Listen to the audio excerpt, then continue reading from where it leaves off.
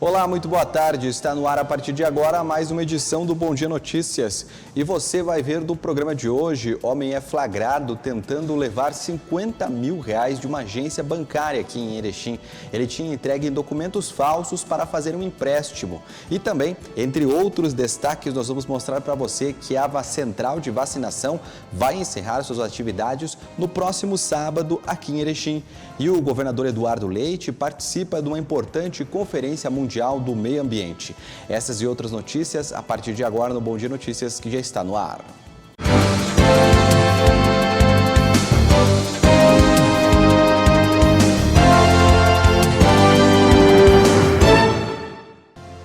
Boa tarde, meu amigo, boa tarde, minha amiga. Seja bem-vindo, bem-vinda ao nosso Bom Dia Notícias. Hoje, dia 5 de novembro de 2021. Obrigado pelo carinho da sua audiência. Vamos para a janela do Bom Dia? Bota para mim, Patrick, a imagem, porque o dia hoje está lindo e pensa no calor, viu? A gente acha que quem estava sentindo saudade dele, olha, o calor tá aí, viu? A gente estava desacostumado já com tanto calor e aí tá subindo rapidamente a temperatura na casa já dos 24 graus nesse momento. E nós começamos, claro, falando de segurança pública, porque um homem foi preso enquanto tentava sacar R$50 mil de um empréstimo realizado de forma fraudulenta aqui em Erechim. Olha, um homem de 55 anos foi detido nesta quinta-feira, no momento que chegava em uma agência bancária para tentar sacar cerca de R$50 mil na região central de Erechim. Olha, de acordo com a Brigada Militar, no dia 3 de novembro, o suspeito abriu uma conta nessa instituição com documentos falsos, para dar início a um processo de solicitação aí desse dinheiro, A instituição bancária conferiu os documentos e descobriu que eram falsos, Então, a polícia aguardou ele vir buscar o dinheiro. Isso aconteceu na tarde de ontem, quando ele foi preso em flagrante pelo crime de estelionato. Logo após a instituição financeira acionar também a polícia, O suspeito foi levado para a delegacia e ouvido aí pelas autoridades sobre o caso. A polícia não deu detalhes se ele foi encaminhado ou não para o presídio aqui de Erechim, Mais uma situação bem diferenciada essa que aconteceu. E olha, a central de imunização, a que fica no bairro Três Vendas, vai encerrar suas atividades após quase um ano, ajudando na vacinação da população aqui de Erechim. Na verdade, foram 8 meses de trabalho. O último dia das atividades é o sábado. Veja. A Prefeitura de Erechim confirmou nesta quinta-feira o encerramento das atividades da central de vacinação no bairro Três Vendas. O espaço ficou aberto durante 8 meses e será desativado no próximo sábado, dia 6 de novembro, às 2 da tarde. A partir de agora, a vacinação seguirá sendo realizada nas 12 unidades básicas de saúde do município. O prédio, que pertencia à Cotrel e foi comprado pela Prefeitura em um leilão, deverá agora receber outras atividades do poder público. Desde aberta, na central de vacinação, foram aplicadas 170 mil doses de vacinas contra a Covid-19. E olha, um vazamento de água deixou parte do município de São José do Ouro sem abastecimento. Isso exigiu uma manobra de urgência da Corsan para poder não deixar a cidade completamente sem água. Veja. Um vazamento identificado nesta quarta-feira em São José do Ouro atingiu a rede na profundidade de cerca de 3 metros, conforme a Corsan. Para solucionar o problema, a companhia iniciou nesta quinta-feira a construção de uma rede emergencial, o que não afetará o abastecimento de água do entorno. A ideia é isolar o vazamento que fica abaixo da estrutura da rodovia e fazer uma rede que será abastecida pelo bairro São Francisco. A Corsan segue fazendo um reparo na rede de águas em São José do Ouro, no entroncamento da RS 343, com a Avenida José Gelaim. Usuários podem ficar momentaneamente sem água quando for feita a nova ligação. Porém, o tempo de desabastecimento deve ser curto, conforme explicou o gerente da companhia. E o governador Eduardo Leite, que está em visita à Europa, participando da cúpula da Conferência Mundial do Meio Ambiente, participou de um evento chamado Consórcio Brasil Verde, que foi lançado. Vamos acompanhar. Os chefes do executivo que compõem o movimento Governadores pelo Clima lançaram na manhã desta quinta-feira, na Escócia, o Consórcio Brasil Verde, parte da programação da 26ª Conferência das Nações Unidas sobre Mudança Climática. O lançamento contou com a participação, dentre outros governadores, de Eduardo Leite. Até o momento, 22 governadores aderiram ao consórcio e a expectativa é de que todos os 27 venham a participar. O consórcio foi criado em 2019, no âmbito do Fórum de Governadores. A partir do lançamento, a prioridade é que os estados elaborem planos de neutralidade de carbono com apoio de entidades. Muito bem, agora tem um recado importante para você que está pensando em comprar, vender ou alugar um imóvel. Olha, a Solar Imóveis é um imobiliário de confiança e qualidade, que tem sempre as melhores opções para quem quer uma casa maior, um apartamento com mais espaço ou local ideal para a sua loja, o seu escritório e, por que não, a sua indústria. Visite agora mesmo a Solar Imóveis no centro, aqui de Erechim, pertinho da Caixa Econômica da Sete, ou então acesse o site solarimóveis-rs.com.br. Tá bom? Não esqueça, compra, venda e locação de imóveis é na Solar Imóveis, beleza? Rápido intervalo, na sequência tem mais Bom Dia Notícias para você.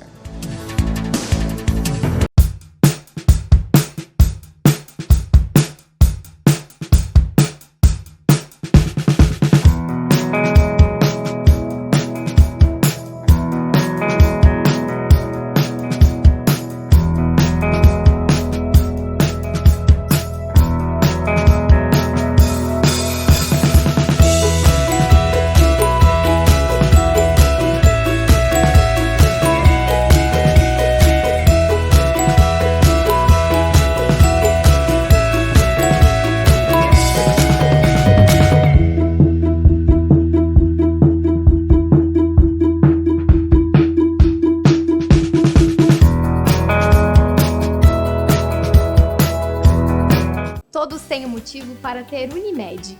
Para cuidar da saúde dos nossos funcionários, contamos sempre com o trabalho da Unimed. É segurança que você busca? Nos 50 anos da Unimed Erechim, você contrata um plano de saúde com 50% de desconto nas 5 primeiras mensalidades. Planos empresariais e familiares com abrangência regional sem taxa de inscrição. Unimed Erechim, cuidar de você, esse é o plano.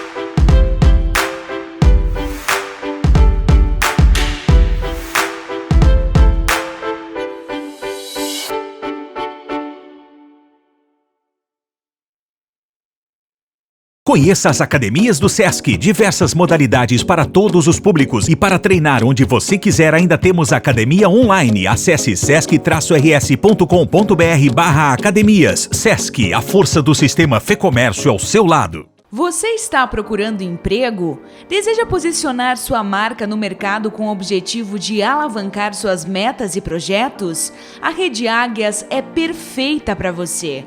Aqui você encontra assessoria empresarial, consultoria, marketing e publicidade, fotografia publicitária, pós-venda empresarial, cobrança extrajudicial, RH e gestão de pessoas, assessoria contábil, treinamento de vendas e agência de empregos. Montamos projetos para a sua empresa e executamos todo o processo. Rede Águias, na Avenida 7 de Setembro, número 371, Sala 3. Siga também nossos perfis nas redes sociais. Rede Águias, conectando pessoas e empresas. A Comercial Agrícola em Paz é uma empresa que tem tudo o que você busca no ramo agrícola. Venha conhecer nossa loja e confira nossas novidades e promoções. Na Empasa você também encontra sementes e insumos, milho, soja, trigo, além de rações e núcleos para o gado de leite de corte, fertilizantes, adubos e todas as linhas de inseticidas e fungicidas. Comercial Agrícola em Paz, Avenida Santo Dal Bosco, 765 em Erechim. Marcelino Ramos, município que tradicionalmente recebe pessoas, visitantes pelo seu balneário para vislumbrar o Rio Uruguai, dessa vez vai ser palco de uma grande competição. Porque o Rally, válido pelo Campeonato Gaúcho e Campeonato Brasileiro, acontece com etapa dessa vez aqui em Marcelino, nesse final de semana. No dia 6 de novembro, eu faço o convite para todos que acompanham Jornal e TV Bom Dia para acompanharem a nossa live de transmissão desse Rally, uma competição que sem dúvida alguma vai ser de tirar o fôlego. Nesse sábado, uma etapa que tem um circuito que passa aqui por Marcelino, também no Alto Bela Vista, acontecendo de forma inédita. O convite está feito e eu espero a tua companhia. Jornal e TV Bom Dia, mais uma vez, marcando presença no Rally de Velocidade, Campeonato Gaúcho e também Brasileiro.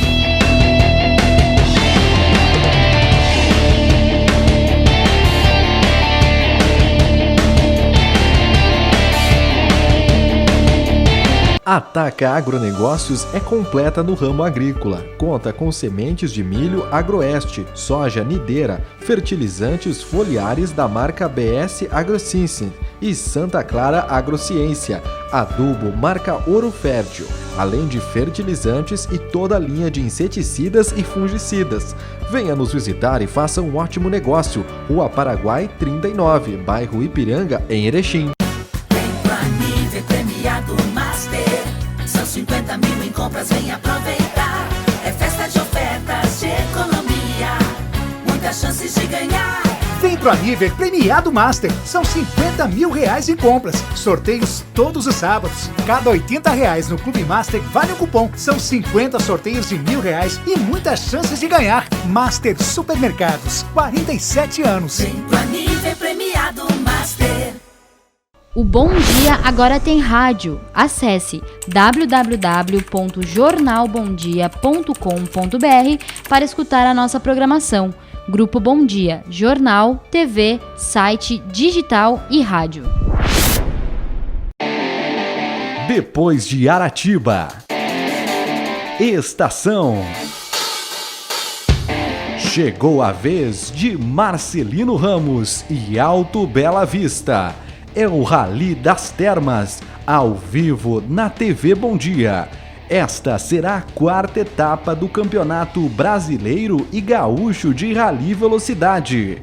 E no sábado, dia 6 de novembro, a partir das 10h30 da manhã, 1 da tarde e 4 da tarde, você vai acompanhar as especiais ao vivo no Facebook e no YouTube do Jornal e TV Bom Dia. Rally das Termas, ao vivo, diretamente de Marcelino Ramos. Oferecimento Metaro, EMA, Clínica de Olhos Erechim, Supermercado Querência, Imprint Comunicação Visual e Beat Shop. Todos têm um motivo para ter Unimed. Para curtir a vida, eu preciso cuidar bem de mim, por isso eu escolhi a Unimed. É qualidade de vida que você busca? Nos 50 anos da Unimed Erechim, você contrata um plano de saúde com 50% de desconto nas 5 primeiras mensalidades. Planos empresariais e familiares com abrangência regional sem taxa de inscrição. Unimed Erechim, cuidar de você, esse é o plano.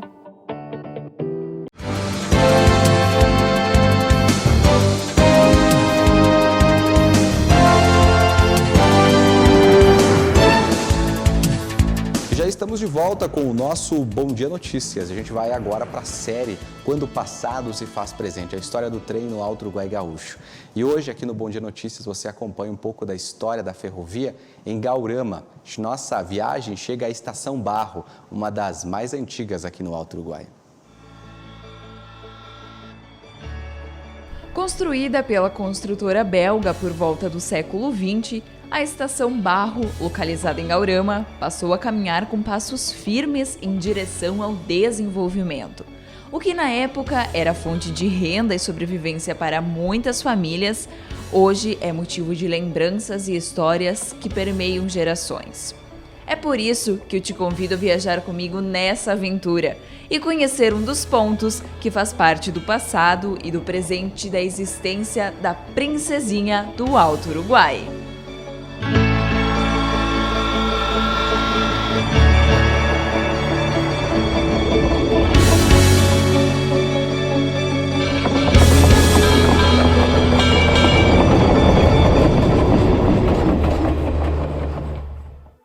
Esses velhos trilhos que hoje servem de cartão postal, há muitos anos atrás, serviam e tiveram um grande papel para o surgimento da Vila Barro, hoje, atual Gaurama. Um lugar repleto de mata, não atraía nem sequer um olhar. Com o contar das horas, o cenário foi mudando. O lugar, que era tomado pela mata, em 1910, deu espaço à conhecida Estação Barro. Daí então, o ritmo de desenvolvimento cresceu aceleradamente, oferecendo naquela época oportunidade para muitas famílias. A partir de 1907, o governo decidiu que a ferrovia São Paulo-Rio Grande deveria ser concluída. A gente tem que lembrar que até 1907 a ferrovia chegou a Passo Fundo e parou por aí. E do lado de Santa Catarina também chegou até Herval e parou por lá. Então, a partir de 1907, quando o governo brasileiro define que esta ferrovia tinha que ser concluída, pela razão de que era necessário se fazer uma ligação do sul do Brasil com a capital Rio de Janeiro, né, e com o centro produtor que já era, né, São Paulo. Então, em 1910, a ferrovia ganha um grande vigor na sua construção e chega até Baliza. A ferrovia de Passo Fundo chega até Paiol Grande, chega em Baliza e chega até o local onde nós estamos agora, que foi denominada de Estação Barro. Entre Gaurama e Erechim, em 1910, foi construída a Estação de Baliza, cujo lugar era um pequeno vilarejo que, com o passar dos anos, ficou o distrito de Baliza. Essa estação foi ocupada antes mesmo da Estação de Barro, devido à ferrovia ser construída sentido sul ao norte. A ferrovia foi desativada em 1977, junto com a Estação de Baliza, que foi demolida. Olhar para a perspectiva que a linha de ferro forma no horizonte é sinônimo de saudade para o seu João, que fez dessa estação a sua segunda casa por muitos anos. Olha, o meu serviço era aqui, mudando o trilho, trocando dormentes, era o nosso serviço, né?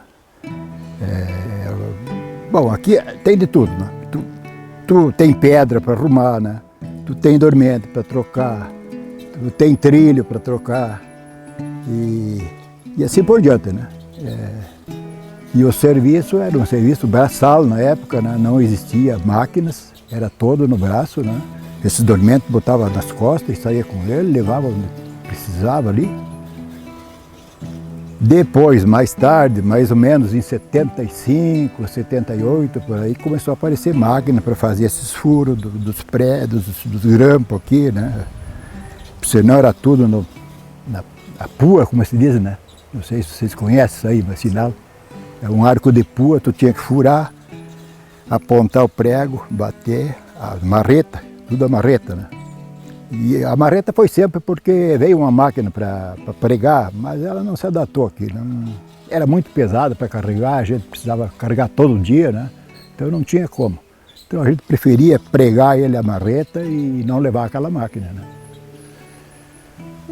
E na estação a gente só ia na estação mesmo para receber, às vezes dia de chuva a gente estava por lá, a gente se agasalhava lá, né? Na época também não tinha, quando eu peguei na rede não tinha nada, depois no fim já vinha o uniforme, né? Capacete, botina, luva, e antes tu tinha o que tu tinha, né? Não tinha nada, né? Se tu tinha chapéu, tinha, se não tinha, ficava sem chapéu, né? Na Estação Barro, cuja mesma servia como ponto de abastecimento de água e lenha para as grandes locomotivas que por aqui passaram, hoje esse lugar se faz presente na vida de muitas pessoas e ganhou a responsabilidade de guardar lembranças de muitas gerações.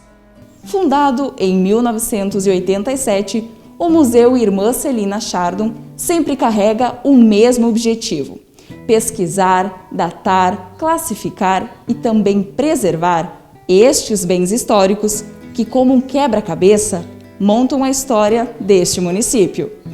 Nós assumimos, junto com a administração, né, essa tarefa, e já tem mais ou menos uns 10 anos, nós percebemos que deveríamos, né, revitalizar esse espaço, né? Até pelo nosso compromisso com o marco histórico, né, com o patrimônio histórico que é uma estação ferroviária. A partir daí a gente se debruçou na busca de recursos. Então a gente tivemos várias contemplações, participamos de editais, né, da Secretaria de Cultura do Estado, conquistamos recursos e passamos então a iniciar um processo de restauração e revitalização. Para a secretária de Cultura e Educação, a preservação deste patrimônio histórico possui uma grande importância para a educação e para manter-se a cultura do município. E claro, não tem como dizer que não é uma coisa importante. É uma arte vivida e apresentada para os nossos alunos hoje de algo que já passou, que já aconteceu e que eles não teriam como saber se não fosse através realmente do memorial que a gente contém no nosso museu. Então o museu hoje é referencial, que nem eu já falei, e ele está aberto sim para visitações, para que conheçam, venham até a nossa cidade e saibam que aqui tem esta preservação do que foi os nossos antepassados. E é ao lançar um olhar para o passado que enxergamos uma nova perspectiva que talvez nunca tenha sido observada. É uma possibilidade de dar vozes àqueles que não a têm mais. Este prédio é um ponto de referência para nós. Ele está recebendo a questão do Museu Municipal, mas além do municipal ele representa um contexto muito maior. Um contexto em que faz com que nós possamos compreender, buscar recursos, desafios para manter o prédio em boas condições, com as suas portas abertas para que esse prédio possa receber o Museu Municipal, mas tudo isso faz parte de um contexto maior, um contexto de aonde nós queremos chegar quanto governo municipal, vinculando a questão cultural e histórica do nosso município.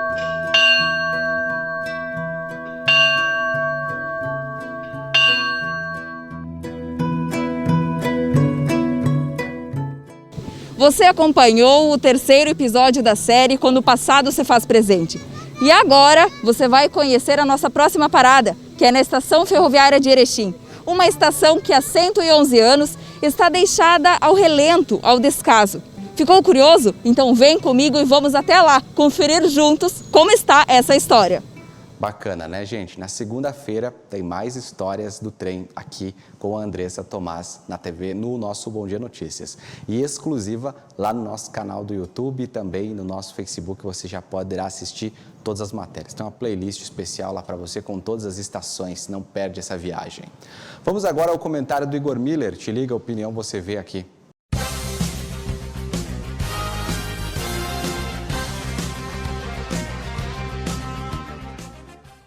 Há poucos dias atrás foi apresentado o plano de negócios da biorefinaria, que está sendo um projeto ambicioso, eu diria muito importante para a região Alto Uruguai e que com certeza vai dar um novo status para a cultura de inverno em toda a região. Porque ele vai fomentar, hoje nós temos aí praticamente em torno de 50 mil hectares de área plantada, o que resultou num aumento do ano passado para cá da utilização da área de inverno, mas a gente pode aumentar ainda mais esse espaço, quase 5 vezes mais, ocupar os campos no inverno e gerando aí mais riqueza nessa safra do meio do ano, e alimentos consequentemente. Já vem sendo retomado, já vem aumentando essa produtividade em função dos bons preços da saca de trigo. Nós estamos em plena colheita aí e, segundo a Emater, a média deve ficar, houve perdas em função de chuvas e granizo, acamamento, segundo técnicos da Emater, os engenheiros da Emater, mas ainda assim vai manter uma produtividade em média na região de 55 sacas por hectare, o que vai ser positivo para o produtor. Mas, obviamente, que quem não teve, existem exemplos aí de produtores com mais de 70 sacas por hectare na colheita desse ano do trigo, o que é excelente. É aquilo que a gente sempre fala, se o campo vai bem, a cidade vai melhor ainda. E voltando ao raciocínio da biorefinaria, que vem sendo construída já há um bom tempo, foi apresentado esse plano de negócio, e essa biorefinaria com certeza vai dar um novo status, porque o produtor vai poder produzir no meio do ano e entregar, e isso vai ser beneficiado, e é exemplo de outras empresas aqui. Quando a gente beneficia e gera produtos, o valor agregado é muito maior. Gera-se também tudo que o excedente, quer dizer, aquilo que se produz, pode ser utilizado para a ração dos animais, né, o farelo.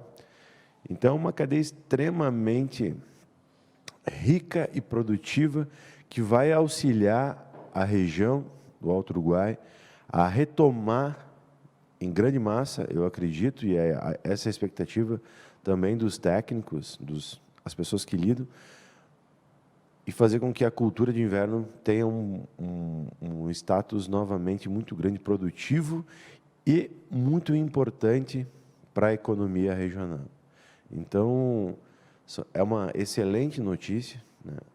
O processo está andando, existem muitas pessoas envolvidas nessa biorefinaria que vai ser localizada em Viadutos, com geração de muitos empregos e, principalmente, a transformação da matéria-prima. Acho que esse é o ponto fundamental. Vai se fomentar a produção vai ser transformada, isso vai gerar muitos empregos, renda, qualidade de vida para as pessoas e um bem para ser comercializado, enfim, vai movimentar toda a cadeia, muitos serviços e fazendo frente e sendo uma importante atividade que já sendo uma importante indústria sempre bem-vinda para se produzir, transformar e, enfim, no final de contas, gerar emprego e qualidade de vida para as pessoas. Um bom fim de semana e é isso aí. Muito bem, vamos falar de esporte. Fim de semana tem muito esporte aqui na região, tem rally, tem futsal, tem futebol. Vamos acompanhar com o Eric Oliveira. Boa tarde, Eric. Muito bem, Leandro. Boa sexta-feira para ti e para todos que nos acompanham. Chegamos no final de uma semana decisiva e principalmente para o Ipiranga. Essa pode ser a semana que vai coroar o Ipiranga ao sonho da Série B do Campeonato Brasileiro. É o último jogo que acontece no domingo, todos os jogos acontecendo no mesmo horário, na tarde do domingo. O Ipiranga já saiu, já viajou até Tombos, em Minas Gerais, para encarar a Tombense, com aquela dúvida, mas por parte da torcida, não da comissão técnica e muito menos do grupo de jogadores e da direção. Do clube em si, que tem uma visão de que o Ipiranga vai sair de Erechim com um único objetivo, que é vencer a Tombense e esperar, como disse o próprio presidente Adilson, que os deuses do futebol possam virar as cartas e que o Ipiranga, a partir de um resultado positivo construindo sobre o time mineiro e uma combinação do jogo entre Novo Horizontino e Manaus, o Canarinho seja coroado com o triunfo da Série B. A torcida se apega a essa improbabilidade de que o Ipiranga, mesmo se vencer, ainda vai precisar contar com uma ajuda da sorte. Eu prefiro achar que o Ipiranga, mesmo se conseguir o acesso, vai fazer jus à campanha que fez. Não a sorte mesmo daquilo que aconteceu na última temporada, quando o Ipiranga, mesmo chegando na última rodada, conseguindo o seu resultado, acabou vendo o Londrina se classificar. Nós esperamos que isso não se repita. Mas, independente do resultado, eu acho que o Ipiranga fez até aqui uma trajetória admirável e que precisa ser valorizada diante de todas aquelas dificuldades que nós podemos pontuar, mas em outro momento. Mas eu acho que refletem exatamente o esforço que foi feito por parte do grupo, da comissão técnica na figura do seu treinador técnico Júnior Rocha, da habilidade que teve para lidar com todas essas adversidades no meio do caminho e também da direção, que é a principal responsável por montar e organizar o que aconteceu nessa temporada 2021. E é exatamente sobre essa direção que eu quero falar, porque ontem recebi uma informação de que havia um grande indicativo que depois do jogo do domingo, o executivo de futebol do Ipiranga, Renan Mubarak, estaria de acerto para ser o novo gerente de futebol do Caxias. Houve uma sondagem, eu conversei com o próprio Renan, e ele disse que, pelo menos até o momento, enquanto o Ipiranga estiver na briga pelo acesso, isso não vai ser discutido, e o clube, o próprio presidente Adilson, também passou essa mesma resposta, de que o Ipiranga, nesse momento, não chegou a conversar nem mesmo com o técnico, nem com os seus profissionais, para pensar e projetar a temporada seguinte. Que o foco total, e eu acho que aí eles estão certos, é no objetivo que o Ipiranga tem, naquilo que o Ipiranga quer, que é o acesso à Série B do Campeonato Brasileiro. O presidente garantiu que se o Ipiranga chegar à Série B, o Renan não trocaria um time de Série B por um de Série D, como é o caso do Caxias, o time Grená, que está na 4ª divisão do Campeonato Brasileiro. Mas é preciso expor que, de fato, houve uma investida do Caxias para Renan Mubarak para assumir o cargo de gerente de futebol. Eu trabalho ainda nessa semana em cima dessa informação, não há nada oficial por parte do Caxias, e também o Ipiranga garantiu que não houve nenhuma conversa para uma saída do Renan Mubarak no ano que vem. A partir do domingo, dependendo do que vai acontecer, o Ipiranga chegar à Série B ou não, aí já começam as conversas, mas há essa possibilidade e eu te comunico, você que é torcedor do Ipiranga. Nós ficamos na torcida e também já com uma possível modificação no time, todo mundo sabe da saída do Léo Canu, que acabou se machucando, o Salazar permanece no sistema defensivo, e a partir daquilo que eu vi no jogo contra o Novo Horizontino, naquela reviravolta e na vitória, que se construiu a partir de muito esforço, mas com o nome de alguns jogadores, eu apontaria Jonathan na lateral esquerda, saindo como titular no lugar do Diogo Porfírio, e o Cristiano começando o jogo também entre os principais jogadores. E essa é uma aposta que eu imagino que o técnico Júnior Rocha deva se apegar, porque ele tentou algumas modificações nas últimas rodadas e viu que, com o Cristiano, muito pelo que fez o Ipiranga no segundo tempo, teve mais ações ofensivas e, como consequência, o Ipiranga ganhou. Então, eu acho que seria injusto não dar oportunidade para o Cristiano, que vem fazendo um campeonato brasileiro, nos momentos que entrou, convincentes para a torcida, porque existe uma grande parte da torcida que pedia o Cristiano. Na minha opinião, é cabível, dentro desse esquema, Quirino e Cristiano, mas tem uma preferência por Diego Quirino. Vamos ficar na torcida pelo Ipiranga. Leandro, nós estamos numa semana terrível, no sentido daquela tensão, porque é pressão para todos os lados, e isso eu não estou falando em tom pejorativo, mas uma pressão no bom sentido. Por quê? Porque Ipiranga chega no momento decisivo. Nós falamos muito no futebol que vai se afunilando os campeonatos, as competições vão chegando no final. Isso acontece também para o Atlântico, porque o Atlântico agora nas quartas de final da Liga enfrenta um duelo que, na minha opinião, é o maior clássico do futsal brasileiro. Duas equipes que há algum tempo, há 20 anos, disputam a Liga Nacional e que militam, não só no Sul, como também no país. Atlântico e a CBF já tem duelo marcado, o primeiro jogo acontecendo na segunda-feira, aqui em Erechim, Caldeirão do Galo, todos estão convidados, vai ser uma festa maravilhosa. Em 2019, batemos essa mesma, a CBF, na final da Taça Brasil de Clubes e conquistamos o título aqui no Galo. Dessa vez a missão vai ser difícil. Por uma outra competição, pela Liga Nacional, nós estamos diante da maior campeã da Liga Nacional, o time da CBF, da terra do futsal. Todo mundo sabe, ninguém precisa contar a história da laranja mecânica que é a CBF. E o segundo jogo vai ser fora de casa. Mas isso não interessa, o regulamento da Liga Nacional prevê que o que interessa é a vitória, então o Atlântico tem que fazer o dever de casa, que é vencer o primeiro jogo. E para isso, o Atlântico conta com a confiança diante do estadual e também daquilo que fez diante do Campo Mourão, vencendo as duas partidas e eliminando uma equipe qualificada, que era o time do Campo Mourão. Mas eu consegui um material, nós conversamos, a reportagem do Bom Dia, conversou com o técnico da CBF, Edgar Baldasso, que falou sobre esse confronto com o Atlântico, reconheceu as qualidades do nosso time aqui de Erechim e também tentou tirar alguma coisa sobre as partidas em que as duas equipes se enfrentaram já na temporada, mas preferiu dizer que vai ser um campeonato à parte. Vamos ouvi-lo. Certamente muito equilíbrio.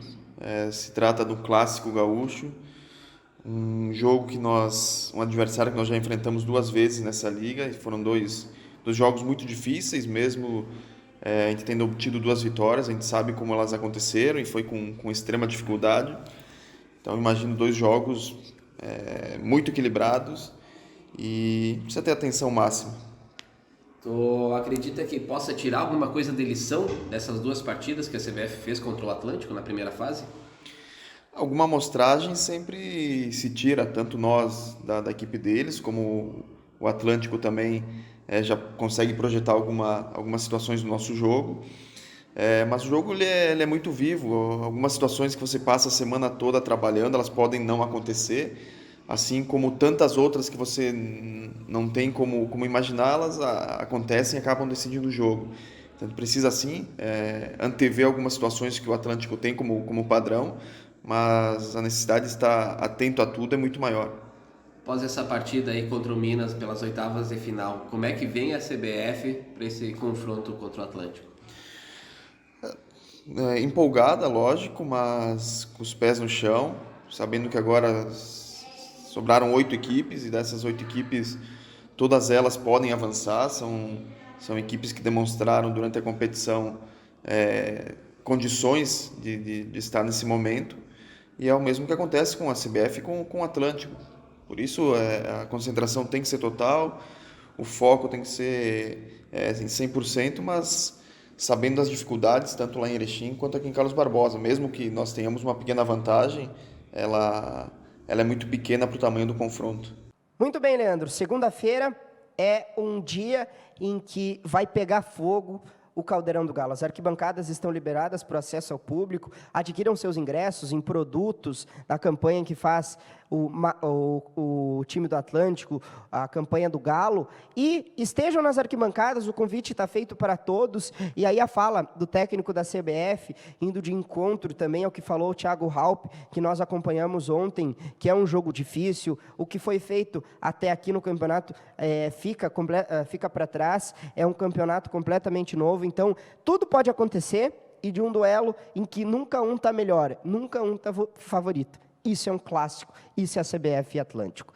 Por falar em clássico, sábado de decisão, tanto para Grêmio quanto para Internacional. Porque há algum tempo nós não tínhamos um Grenal tão decisivo quanto esse que acontece no final de semana. Claro, sempre, todo ano, Grenal na final do Gauchão, mas que todo mundo sabe que vale aqui na aldeia, e essa é uma palavra que eu gosto muito, que o pessoal usa bastante, que é toda essa forma enigmática em lidar com o futebol gaúcho, que tem Grêmio Internacional, que compreende essa dualidade, essa rivalidade, que é maior do que qualquer coisa. O que importa não é ganhar Grenal, o que importa é ganhar de Grêmio ou de Internacional. Até rimou, para te ver como esse clássico, ele, sem sombra de dúvidas, ele é muito impactante, e dentro do futebol brasileiro, há quem vá discutir, é o maior clássico do país, não tenho o que contestar. Quer dizer, cabe discussões, mas não vou entrar nela. Bom, sábado, um jogo importantíssimo,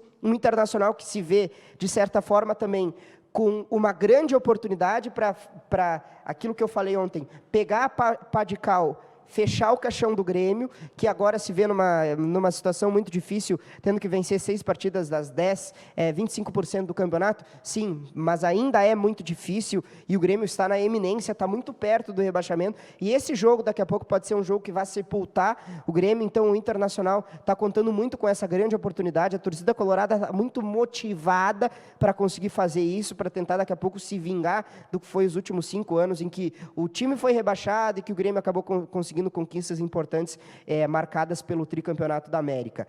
Mas, em contrapartida, como há uma oportunidade, também há uma pressão, porque o Inter vem pressionado para esse jogo e um resultado negativo poderia fazer com que aquele famoso chavão do arrumar a casa fosse em contrapartida para o Inter, que deve ter no gol Marcelo Lomba. As informações de ontem, pelo menos, era de que o Daniel não se recupera para jogar o Clássico Grenal e que o Marcelo Lomba deve jogar. Existe uma grande parcela da torcida do Inter que não gosta do Marcelo Lomba, que acha ele azarado. Essa é a palavra usada. E que preferem o Daniel. Sim, fato que o Daniel se afirmou, mas não está nas plenas condições. Então há uma dúvida no gol, mas o Inter tem trabalhado, a imprensa da capital tem dito isso, de que nos bastidores o Inter tem trabalhado para colocar o Daniel para o jogo. Se vai jogar ou não é uma grande dúvida, bem como também Moisés na lateral esquerda. Se Moisés não jogar, quem assume a posição no lado esquerdo é Paulo Vitor.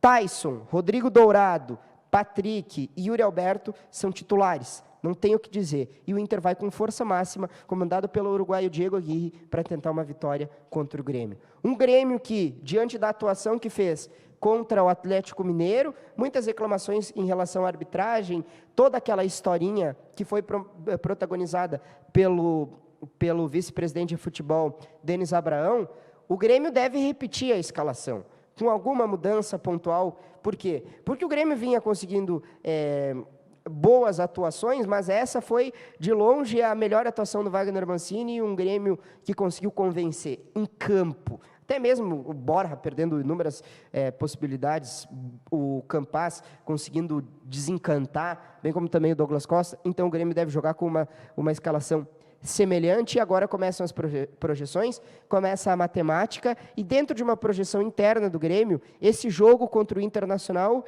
ele é colocado como uma incerteza. Não se sabe se vai ganhar, não se sabe se vai perder, mas é preciso dizer que se o Grêmio perder do ponto de vista psicológico, daquilo que eu falei, do fechar o caixão, é algo muito impactante. Isso serve também em caso de uma vitória do Grêmio, que colocaria mentalmente e animicamente o time de volta naquele eixo e poderia, sim, embalar e ter uma sequência positiva na tentativa de sair do Z4. Mas é algo que nós só saberemos depois do jogo de sábado, que vai ser, não tenha dúvida, um divisor de águas tanto para um time quanto para o outro. Muito bem, Leandro, nós ficamos na expectativa que seja um ótimo final de semana para todo mundo e principalmente para os times aqui do Sul. E para a rivalidade Grenal, que vença o melhor. Um abraço para ti, Leandro, boa sexta-feira para todo mundo. Beleza, mais informações hoje no Virando o Jogo às 5 da tarde. Segunda e sexta tem Virando o Jogo, 5 da tarde você acompanha aqui na TV Bom Dia, tá bom? Não perca. Agora as informações da previsão do tempo.